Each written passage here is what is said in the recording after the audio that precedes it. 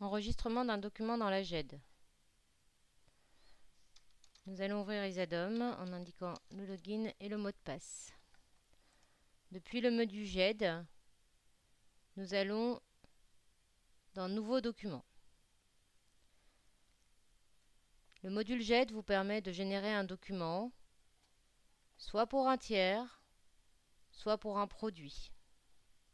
Ce document peut être intégré à la GED à partir d'un modèle de document qui sera généré dans l'application, à partir d'un scan d'un document, en sélectionnant un document existant sur votre ordinateur ou sur le réseau, ou en enregistrant une adresse URL, un lien vers un site web, pour avoir un raccourci directement, par exemple, sur un produit.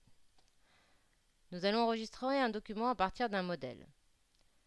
Comme nous avons été depuis le menu GED, le tiers concerné n'est pas renseigné.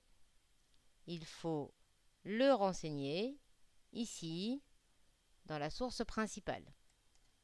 À partir des jumelles, nous allons rechercher le tiers. Ça peut être un patient ou tout autre tiers de l'annuaire, soit par son numéro, soit par son nom. Nous allons renseigner le type de document que l'on souhaite enregistrer, le modèle de document. La liste des modèles de documents est alors précisée. On sélectionne le modèle concerné. La zone libellée permet de préciser des informations complémentaires concernant ce document.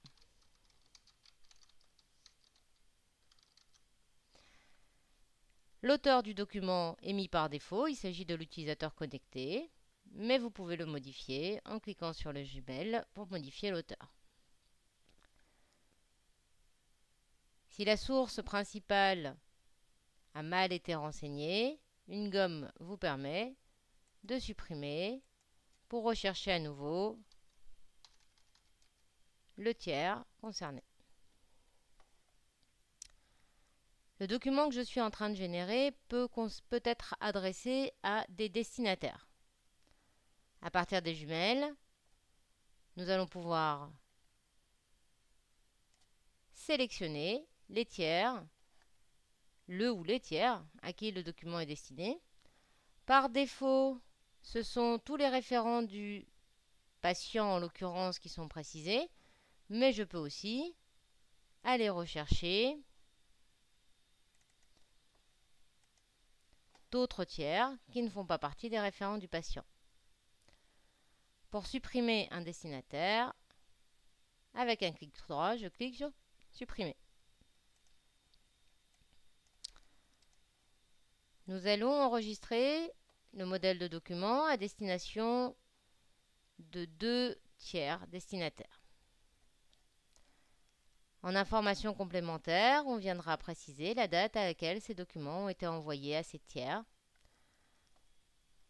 Et nous pourrons préciser si on souhaite ou non publier ce document, le retirer de la publication ou l'archiver en cochant sur ces cases. Si l'on souhaite préciser à partir de quand nous souhaitons publier ce document, on renseignera la date à ce niveau. Une zone de texte vous permet de saisir des informations complémentaires. Certains documents nécessitent une validation. Pour cela, vous devez être habilité à valider le document.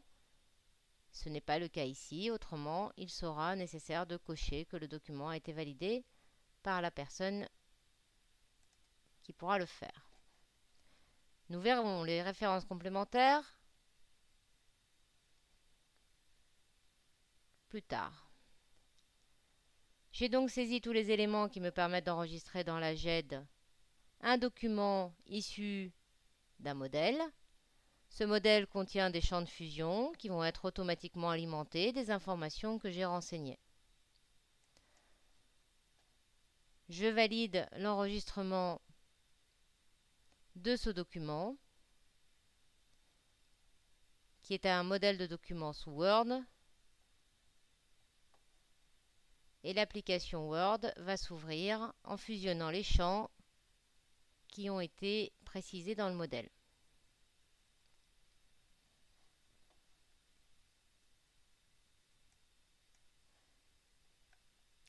Deux documents ont été générés puisqu'il y a deux destinataires pour mon document. Si je veux revoir ce document, je vais me positionner sur le tiers sur lequel j'étais et à partir du volet document de ce tiers,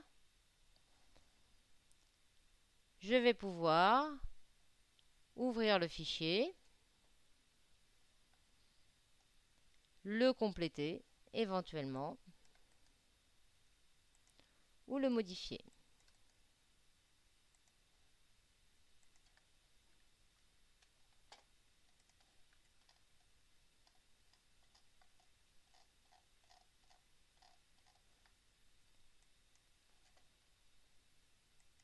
J'enregistre les modifications